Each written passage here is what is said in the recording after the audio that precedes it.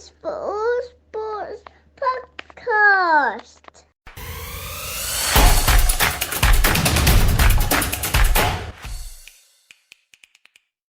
Welcome to the All Sports Podcast with me, Matt, and today, Joel. Hey, Joel. Hey, Matt. How you doing?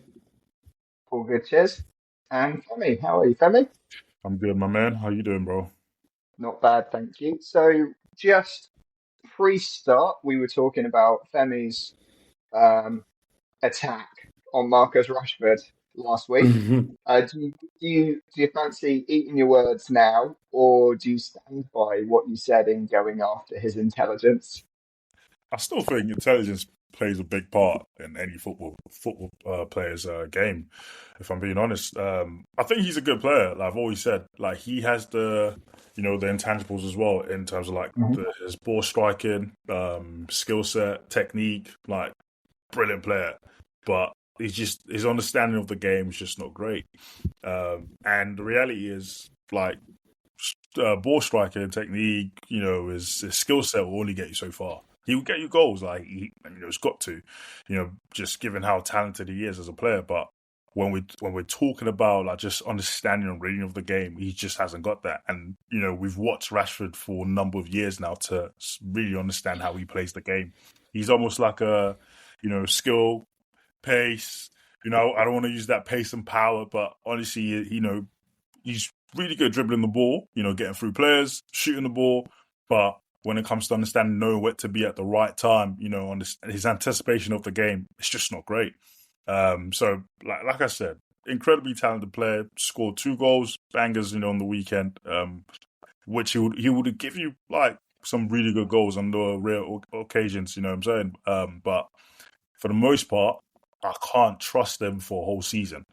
To literally just read the game, know where to be at the right time, and just deliver goals. And I'm not saying you have to have amazing games, but just your understanding of the game has to be key. And that's what Saka just has, at the moment. That's just, takes him a, different level to Rashford. Yeah, I think Saka probably backed up what you said last week in terms of his footballing intelligence, how he played at the weekend. A little bit of context again about who he's playing against, but still, he just tore them up. And that thing inside that he does, or going out wide, and the support play that he's waiting on, and it looks like drills that they've run in training, and no one can work them out. Similarly to the set pieces that they obviously run in training, and they just can't be dealt with. I'm so relieved that formula is still working now into its second season and hasn't been resolved yet by defences. But here we are. Gabriel's still getting goals. He's hard to stop, isn't he? He's a big guy, and if their delivery is good and his commitment is spot on, then he's a hard guy to stop. I think the key He's harder to stop than Gabriel Jesus. Yeah, that's true. Gabriel Jesus, he's what I call a defensive striker. Defensive striker. His job is to defend the goal, and then For the other team. For the other team, clearly. Sorry, Joe, I'll cut you off. I was just going to say about those. The key with those two players that you guys have been talking about, Rashford and Saka, is consistency. Like I think you're right, Femi. Rashford's got all the talent in the world, but doesn't show it on a consistent basis. And even with those 2 goals at the weekend, it doesn't water down Femi's point that he made last week. Like that is still relevant. It's about showing that he can do that consistently now, not just in these like spurts. Because the last one really was pre the new contract signing, wasn't it? And pretty much since then, he's not been able to really discover that form. So let's see if he can keep it up. Up the Reds though, 4-0. You know what I mean? Like clean sheet. Underratedly, no one's talking about Onana's clean sheet record. I mean, his record generally, right? Like he was pretty much a laughing stock early last season, but since then, the underlying numbers back it up as well, don't they?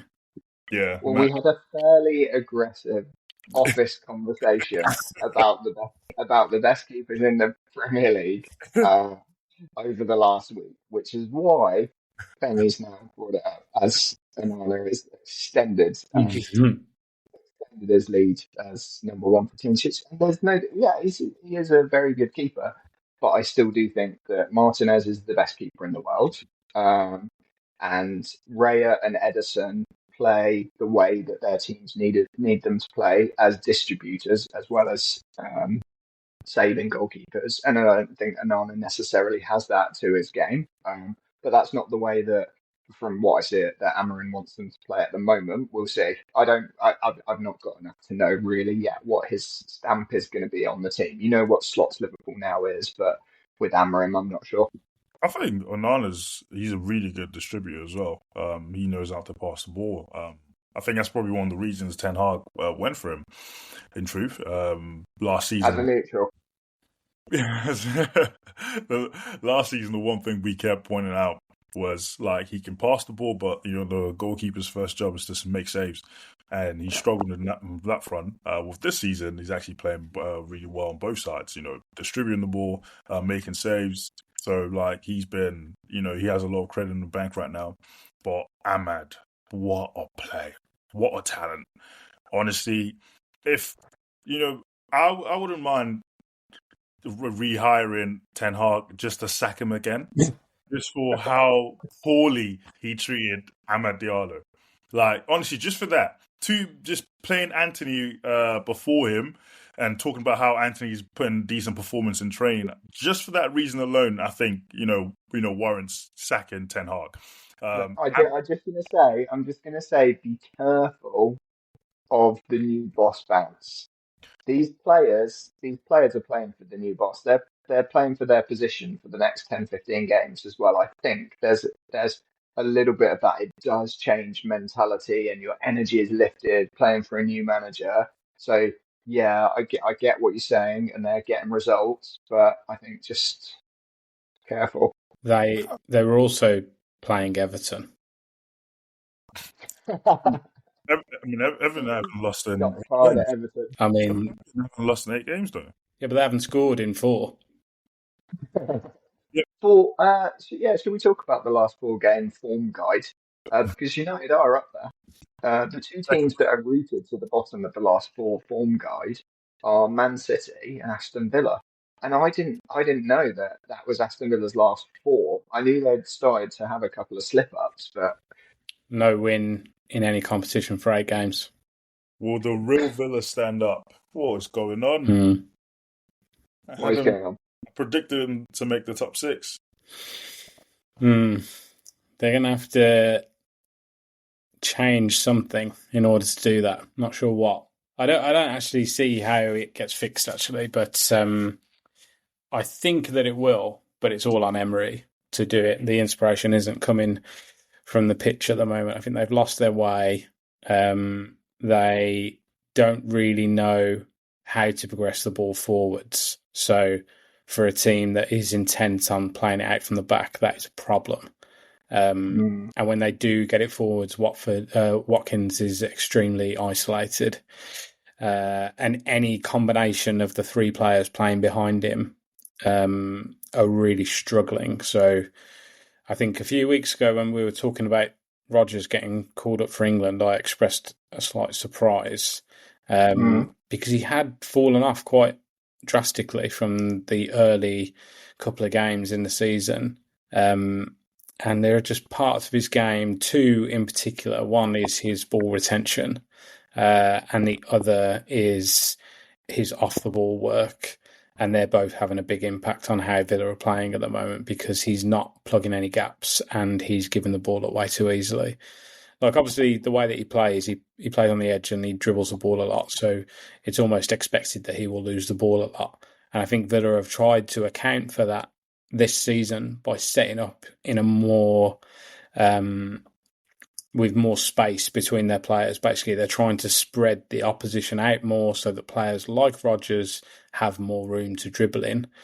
But actually what's happening is he's losing the ball and the structure for Villa is too open and teams are able to just play through on the transition quite quickly. So I think they will have to fundamentally rethink what they're trying to do this season. But I mean, there's some of the last couple of results are, they can happen. Liverpool away and Chelsea away, both good sides. I think we all picked up on the fact that Chelsea looked really good quite Mm-hmm. early in the season, and they definitely do look really good. They're structurally good and very intense off the ball, and now they've got players who are playing together regularly who can hurt you. I mean, that Palmer goal is just like that's him in a nutshell at the moment, isn't it? So these things can happen. They've got 3 very big games now, I would say. If they want to be looking to challenge for the European places, they probably need to win at least 2 of them.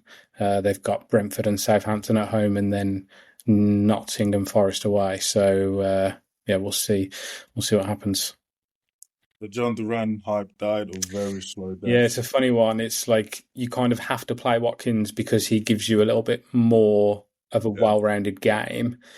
But Duran is like the X factor. I don't know. Yeah, it's hard to weigh up. I don't think they can play together personally. So it is one or the other.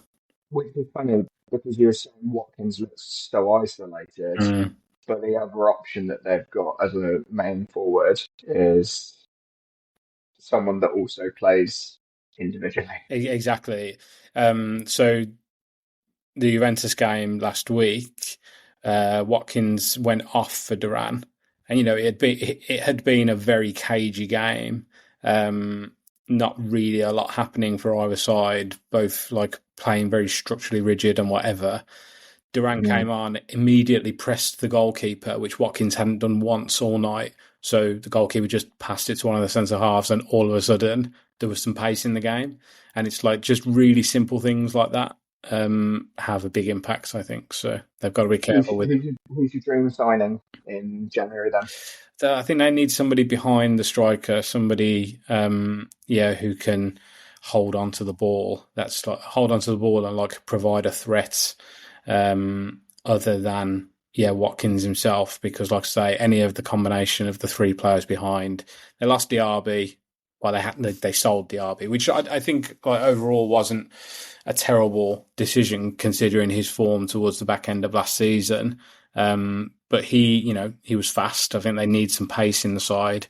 And he's always a threat in behind you. So they don't really have that at the moment. They replaced him with Philogene from Hull, and he'd been at Villa previously.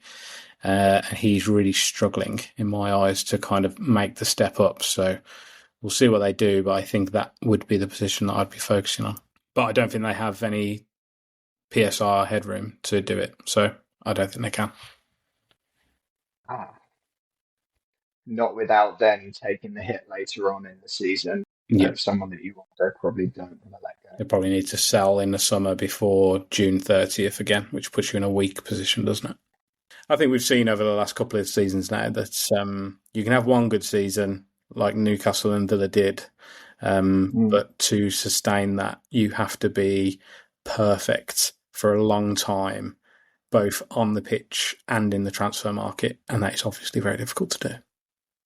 As well as managing the squad with increased volume of games. I think that's a factor with Villa at the moment. I don't know that it is for definite because I do think they're not just generally not really there. But how much of it is down to the extra games or not is hard to say. Like Newcastle, they had this problem early last season as well, and I feel like they never really bounced back.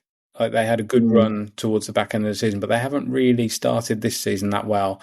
And I don't think they're in Europe.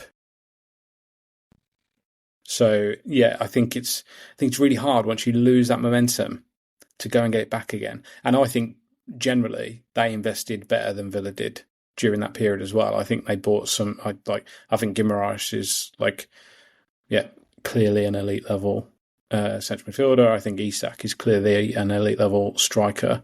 They've lost that Botman, haven't they, at centre half? Maybe him coming back will make a difference. But I think generally they're a bit stronger than Villa on paper, and even they've struggled to kind of bounce back from the loss of momentum. So it just shows how hard it is, really. And like when you're looking at how Chelsea and possibly United. Like, obviously, there's a lot of things that need to happen before we can say that United have turned the corner, but it's looking like those clubs are getting stronger now, which is the vacuum that teams like Villa and Newcastle were filling. So, yeah, I think it'll be interesting over the next 6 months to see, particularly how United continue to progress. And then you've got those other teams, Brighton, Forest. Yeah, who have kind of stepped in there. Like Bournemouth to an extent, like they're a little bit more up and down, aren't they? They kind of struggle against sides who are similar to them, but can really give the big boys a good game. But yeah, there's still a glut of teams back there who Villa and Newcastle are having to scrap with, and it just makes it really hard. 5 points between 4th and 13th. Yeah, it's still close, isn't it? So a little mini run. Spaces. But yeah, I mean, to touch on City as well, like I would say I'm not really sure what their problems are. Like I think some of them are similar to Villa in that, like on the transition, they are wide open, but it seems to be more mental with them.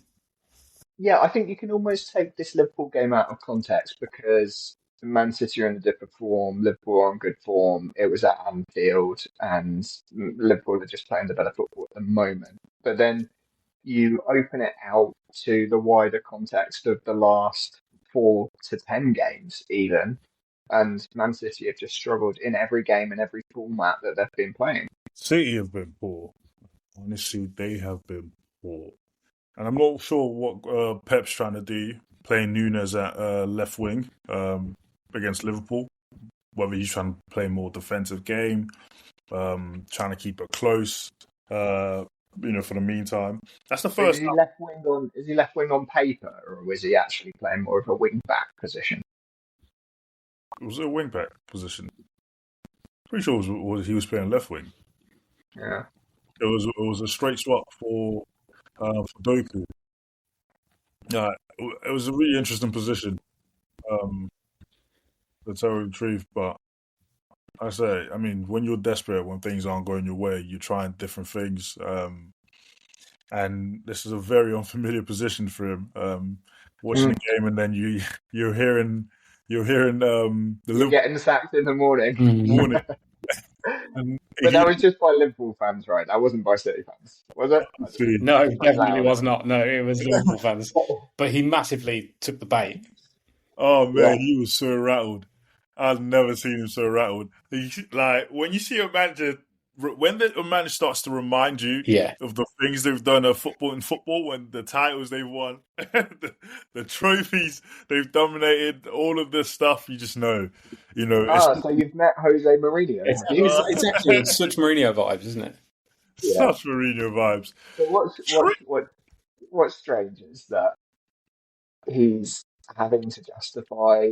He feels like he has to. I mean, he's not getting sacked this year. No. Like he can do this all year, and maybe in the summer he would go. Yeah, but he's not getting sacked in season. But the fact that he feels it means that he's feeling the pressure, and that it's maybe not on the players that he knows there's a squad depth challenge that he's got. He knows the issues that he has with Rodri, and knows that the person to resolve that is the manager. Everyone knows it's the manager. He has to do something different, formation, tactics, management wise, with the squad to turn this around. I mean, he's a perfectionist. Like, with a manager like that, it's definitely something that will definitely rattle him. So I still think City, you can't write them off. You absolutely can't ever write Man City off. They just have too much talent. They've got the best manager in the world, been the best manager for a number of years, and honestly, you can't write them off. It is interesting with Liverpool though, because I know we talk about the foundation that Klopp built, within the Liverpool squad, but then it's like I've seen Liverpool play multiple times, never really seen them in this position. Like they are hitting record numbers, and it makes you start to think, would the Klopp overstay his welcome? Was there Liverpool for too long? Would they have been in a better position if they had replaced him a lot quicker than they did? I mean, they didn't replace him. I know he left, but it makes you think, because I know there was a particular season, probably two seasons ago, where Liverpool were struggling, and they were losing games at home. Well, that was 2 seasons after they'd won the Prem. There you go. So, and then we were saying, well, you can't sack Klopp, which of course you can't. But then again, maybe if you did get rid of Klopp at that time, they probably would have challenged, City even more. Because I'm not being funny. Of course, we talk about how much of a great, Jurgen Klopp has been, but he's won the Premier League once. Winning the Premier League definitely doesn't give you any sort of protectionist rights. I mean, look what's happened at Chelsea to managers that have won the Premier League. Even Ranieri at Leicester got bumped off the following season. I mean, I think they were in the relegation zone when that. Yeah, but they were in relegation, and you got to remember as well, because we call this guy, Liverpool think of Klopp as a god, almost like he can do no wrong, like he's the. He is the man. He's this, he's that. Jurgen Klopp. I'm thinking, mate, okay, but if you got rid of him, a lot earlier, you probably would have gotten more trophies. Who knows? It's definitely a conversation to consider, I think.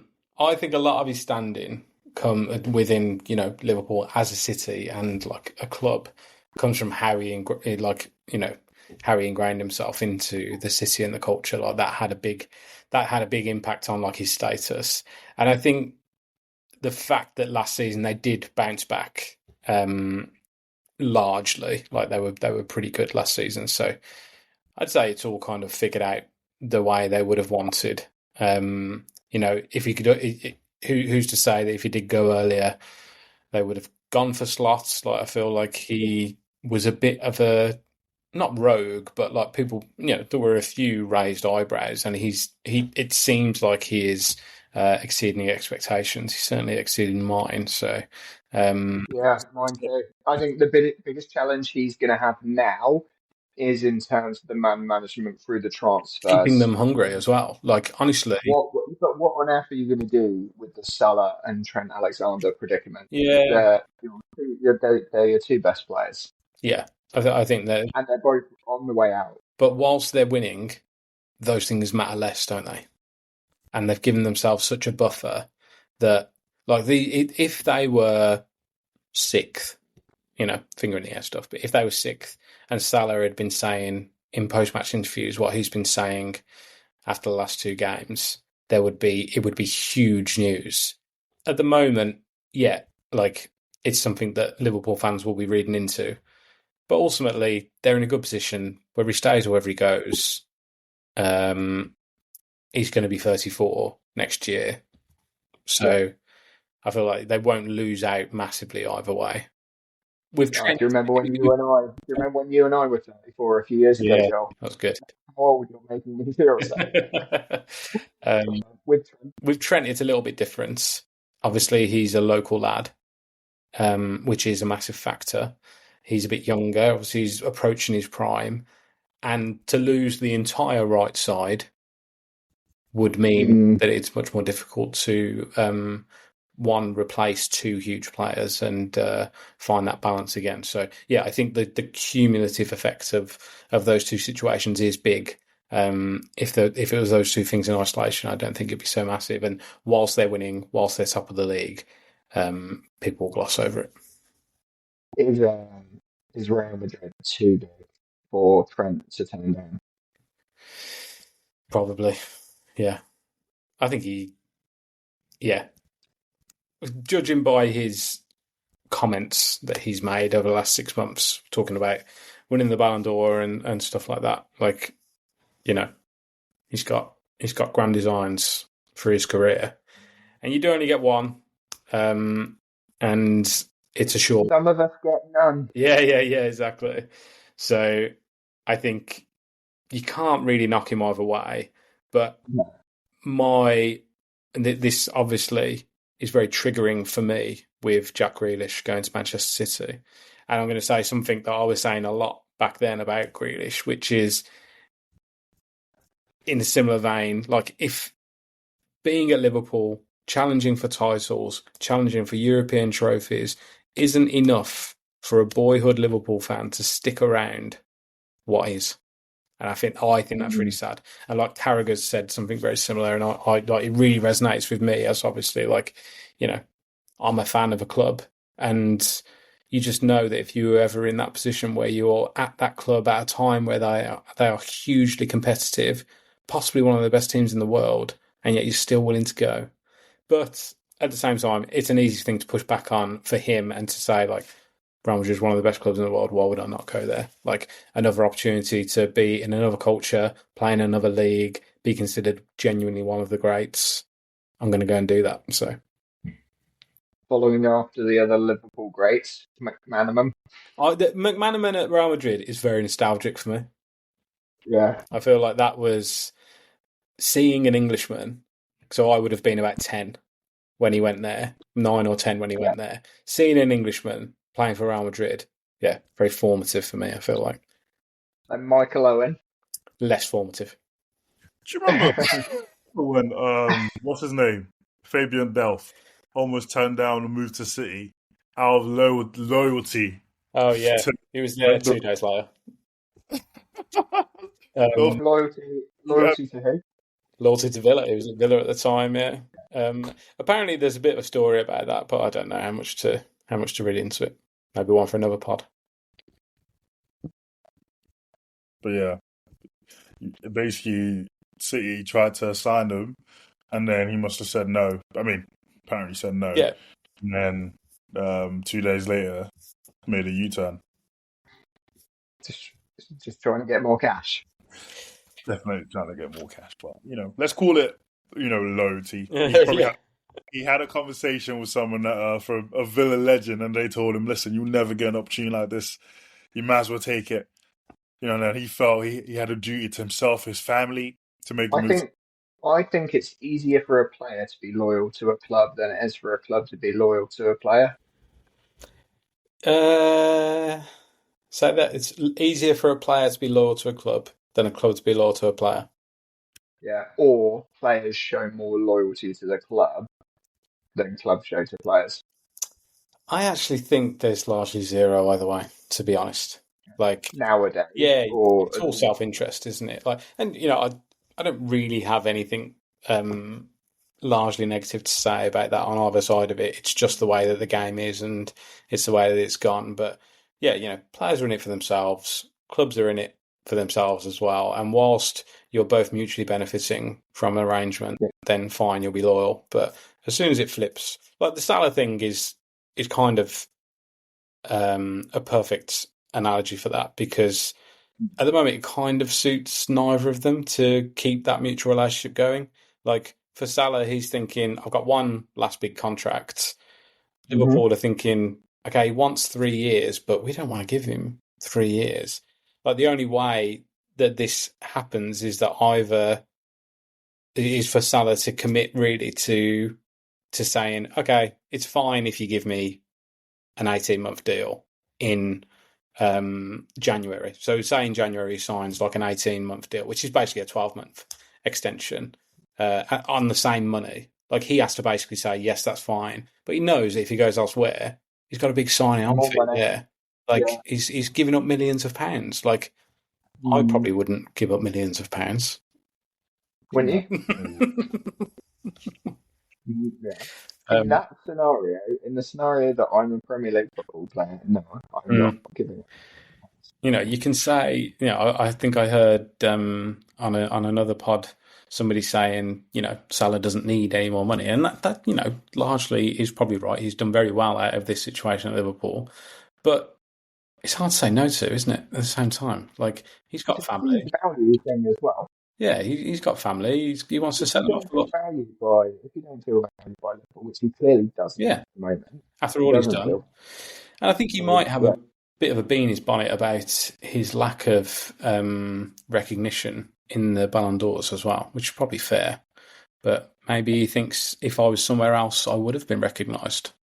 It's hard because you've spoken about the European Championship, the Champions League, and also Euros and World Cups as well. It's very hard to win it as an African player. Mhm. Last one to win a George Weah. He was the last one to win it. Yeah, Ballon d'Or. Eto'o didn't win it. No, unfortunately not. I mean, but he did play in the same generation as Ronaldinho and Messi, so Yeah, he had good company. very, very good company. I still think, yeah, I mean, Salah's like he's probably the best Liverpool's greatest ever player, in my view.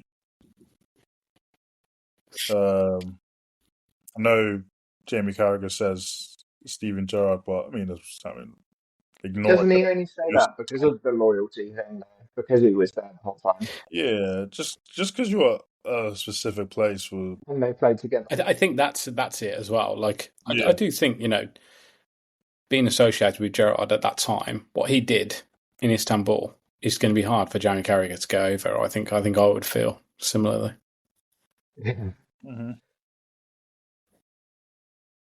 John Barnes, Ian Rush, They've had some good ones. Robbie Fowler, Yeah, Kenny Dalglish, Dalglish, one season of Torres. Kevin Keegan. yeah, Yeah, they've had some Suarez. good ones. Did Suarez ever win a trophy with Liverpool? I don't know. I feel like he was there. Wow. Like he was there with Rodgers mostly. Is that right? Yeah, he was Bill Rogers. They had the season, the SAS, Suarez and Storage. They had See that. Storage in Sunday Night Mm. Football. Oh man, he cracks me up. Show me the money. And you see Roy Keane just licks him and rolls his eyes. I bet he's what a knobhead. Oh man. Honestly, no. Right. Is that football done? Yeah, we spoke more about it than I thought we would actually. Well, we have no James for F1. Oh dear, it was a chaotic Grand Prix, wasn't it? I mean, I think the FIA are just trying to prove their value in the sport, and they were just dishing out penalties to everyone for Mm. everything. And it's a difficult time for the FIA at the moment. Mohammed Ben Salman, the FIA president, is coming under scrutiny because he's got no receipts of all of the expensed money that he spends. He gets something like $1 million in expenses, Yeah, and should. there's no reports. And then anyone that goes against him in the FIA, he's been sacking. So there's been 3 or 4 sackings over the last 2 weeks of his top team. That coupled with the drivers feeling like the relationship with the FIA is at an all-time low. And to quote George Russell, who's the drivers, whatever it's called, with the drivers association president, or whatever it's called, he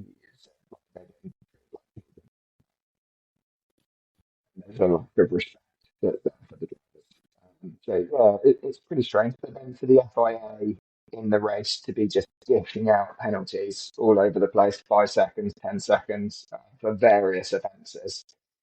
It felt like there was a real point being proved. It feels like quite a pivotal moment in the sport in terms of adjudication and also regulation. So we'll see. But yeah, the actual race itself, I mean, all of that is just a sideshow to the actual racing itself. At the moment, all of the teams are just driving for the Constructors' Championship. Now that Max Verstappen's obviously won the championship last week, and to win the race again this week, he's really just stamped his authority as the best driver. And we don't really know how good his car is because Sergio Perez, we thought he would go like 10 races ago, Yeah. and he's still there, bringing in all that sponsorship cash. So still paying his way into the team, and is saying as well, I've got a contract for next year, so I'm the Red Bull driver next year. I don't know how Red Bull get out of that one. But if they want to win a drivers' championship next year, it's not with him as number two driver. But does the money talk more than a constructors' championship will? This year, yes, is the answer. Mm. You mentioned about the penalties being a bit of a sideshow. It's not the only sideshow, is it? Because Verstappen and Russell have also fallen out. They had a bit of a Barney. So it's a bit ridiculous because what happened was neither of them were on a lap in qualifying. Mm-hmm. They were both going round and just warming up their tyres and saving up their battery. And Verstappen did impede George Russell, but it didn't matter because they weren't racing Yeah. and they weren't doing qualifying times. George brought it up, and the FIA subsequently punished Max because he was doing something that he wasn't supposed to be doing. Yes, you've still got to drive to a target time. If you're on the track, you have times that you have to be adhering to, or else you are disrupting other people on the track, irrespective of whether or not they're going for a qualifying time or if it's in a race. And he wasn't, so they punished him. So it sounds like one of those things that could have been left, but Yeah, maybe because of the way that Red Bull are viewed by the rest of the paddock, or maybe because of the way Verstappen is viewed by the rest of the paddock. Russell saw an opportunity. probably a little bit of all of those. With George being the president of the Drivers Association at the moment, or the ambassador for the drivers, Right. whatever it's called. It's a surprise that he would do something kind of anti-driver like that, and it's hard because I don't know what he actually said and to whom. But Max certainly thinks that George went out of his way for Max to be punished. And it meant that George qualified in pole position for the race and Max qualified second, whereas their actual qualifying times were reversed and Max was fastest and George was second. So if winning meant at all costs meant that much to George that he thought he needed to get that position or to get Max in trouble, I don't know. Maybe there's a little bit of that in there, as well as a Mercedes versus Red Bull thing, that it's just like a petty thing between the two teams. Yeah. There's never been that much needle between Max and George, but there is now. And it just is another dimension to next year's racing. Because George is going to be the number one driver at Mercedes next year, and Max is going to be the number one driver at Red Bull. And they're getting faster, aren't they, Mercedes as well? It looks like they're closing the gap. Yeah, they're getting faster. They've definitely closed the gap, certainly to Red Bull, but maybe not to Ferrari and McLaren, who have pulled away in the second half of the season. But with Max, it doesn't look like the teams have pulled away that much, but I think they probably have, specifically for Ferrari and McLaren. So you're going to have Lando, McLaren, Lewis, Ferrari, George Russell at Mercedes, Max at Red Bull. You've got four very competitive number one drivers in the paddock. Couldn't tell you. Next year, not a clue who's going to win. No. Should be exciting. Should be. It was boxing, but I'm not sure you guys watch boxing much. And Sonny Edwards and your fly. Yeah. Well, he's a big blue nose. Mate, what was it? Sonny Edwards literally said, "Can I be honest with you? I don't want to be in there." For a fighter to literally say that they're in a fight is crazy. He said that he was retiring no matter what, right? Yeah. There's no chance. If he would have won, different story entirely. Yeah. I'm back, baby. Oh, give me this time, this chance. Give me that. Give me this. Nah. But fighters give excuses. I'm always like, mate, if we both know if you won that fight, it's a totally different story. But to be mentally beaten to the point where you are ready to give up, in that moment, even for a boxer, because they're warriors, and like, who are we to even call them quitters? But to get to a stage where you literally say you don't want to be in the ring, at the age of 28, I think that's a big thing, and yeah, it's sad. It's sad. That's what I can say. Good fight though, for as long as it lasted. All right, that will do us for today. If you've enjoyed listening along, you can like and subscribe on Spotify. If you want to get in touch, it's allsportspods@gmail.com, and we will catch you on the next one. Cheers, guys.